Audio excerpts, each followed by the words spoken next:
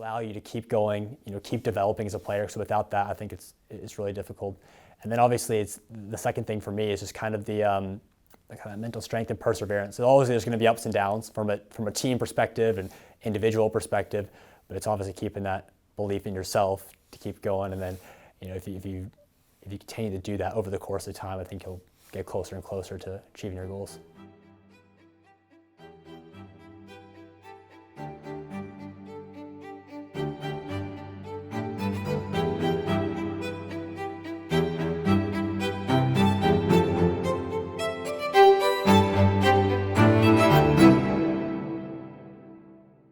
Yeah, I'm Tanya Dogan. I'm 24 years old, originally from St. Louis, Missouri, United States, but I'm living in London now. So where did it all begin? How did your journey start? Yeah, so I was born in Seattle, Washington. Kind of lived in a couple different places in the U.S. growing up. So I lived in a smaller town, Missouri, called Rolla, Missouri. I lived in San Diego for 3 years during middle school, and then St. Louis for high school for 4 years. So it was good. I played on good teams growing up, was always playing from a young age with my dad, and more casually, and obviously got older, I progressed to more competitive teams. When I moved to St. Louis, I was part of St. Louis Scott Gallagher, their academy. So I think from a club standpoint at that age, I really couldn't ask for much more. Like really good standard of coaching, the facilities, other players as well. So I think that was a big part in kind of developing me as a player at those 14 to 18-year-old age range, really. So you played at a lot of teams. What is your sport? Yeah, so I should say, I'm football, so soccer, as I would say, in the United States. Are you getting used to calling it football now living in London? Yeah, I'm used to calling it football, but obviously talking to players about, working with First Point as well, talking with players about going to the U.S. and the soccer lingo will come back into it on that side. So continue on in America. Talk us through your obviously proudly wearing your Harvard merch. Talk us through your college career. Yeah, so like I said, I was playing for St. Louis Scott Gallagher, in high school, a good team with good coaches, they're good players, and kind of through those years, I was looking to play in college in the U.S. and, kind of went through the recruiting process. I obviously picks up in kind of my junior year of high school and talked to a couple different schools, but eventually committed to Harvard University, which I was, really excited about going. So obviously went there and started in 2016, graduated in 2020. I really enjoyed it. Obviously, from a soccer perspective, it was good. Played with some good players. Other players have gone on to play professionally, but more so just the overall experience of being a student athlete there. Obviously, attending Harvard is just academically it has the prestige, which was great. But also met a lot of really good people, a lot of good friends that were involved with soccer, but also people involved with other sports or maybe non-athletes as well that I became really close with and still friends with now. So I think those relationships was a big part of me really enjoying Harvard. So graduated in 2020. Was a captain my senior year, which is a really good honor. So yeah. So Harvard's a brilliant school, but what were your main deciding factors in your commitment to Harvard?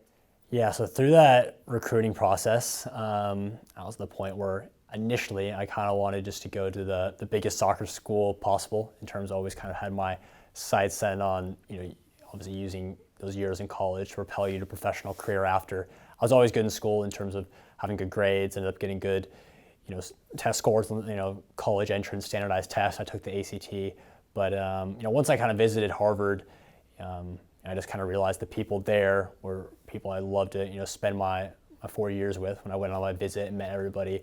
And also when I kind of started thinking about college in general, kind of where you go and the status of being an alumni somewhere, it's not just a 4-year decision of where you're going to be those 4 years. As they say, it's a 40-year decision in terms of the school that you're associated with, even after you graduate. So kind of taking those things into consideration and also just kind of understanding the value of going to Harvard, which, arguably the most prestigious university in the world, kind of ended up being a no-brainer. And I kind of thought that going in, if I was still do the business on the pitch, I'd still have opportunities to continue playing at a high level when I graduate, regardless of what school I might go to. But I couldn't turn down the opportunity, just to go to Harvard for those reasons. Absolutely. Now, talk about the recruitment process. You were obviously living in the US, being recruited in the US.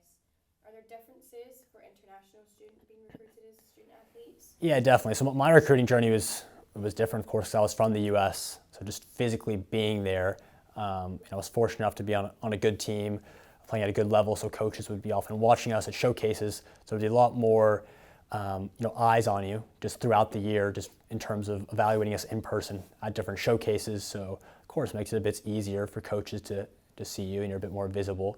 But I think some things are quite similar still. I think when we're looking at students coming over from abroad, the video aspect is very important. But it's the same for any student coming from the U.S. just because you're not always going to be, coaches aren't going to be at every single one of your games in terms of even simple things like having full matches on file, but also having your highlight video. Those are important. So I remember the recruiting process, I was quite proactive in terms of making my own highlight video and pushing it out to schools.